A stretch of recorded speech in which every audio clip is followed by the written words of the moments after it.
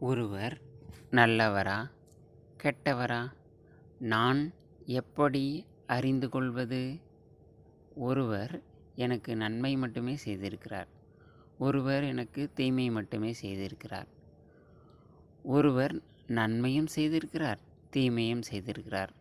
அவர் நல்லவரா கெட்டவரா நான் பல நாட்கள் குழம்பியதுண்டு முடிவெடுக்காமல். திருவள்ளுவர் எனக்கு வழிகாட்டுகிறார். குணம் நாடி குற்றமும் நாடி அவற்றுள் மிகை நாடி மிக்க கொளல். ஒருவரது நல்ல குணங்களையும் நாடி தெரிந்து கொண்டு, குற்றங்களையும் நாடி குற்றமும் நாடி, நல்லதை மட்டும் நாடி அவரை புரிந்து கொள்ளக்கூடாது.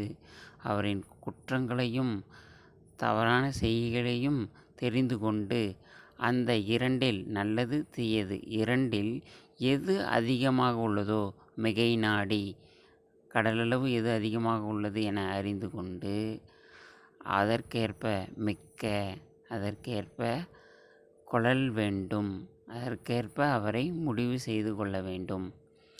இது ஒன்றும் நட்பாக ஒருவரை நல்லவர் தீயவர் என அறிந்து கொள்வதற்கு மட்டுமல்ல. ஒருவரை பணிக்கு அமர்த்துவது, புதிய பொருள் வாங்குவது, ஒருவரை பற்றி முடிவு செய்வது என எல்லாவற்றிற்குமே பொருந்தும்.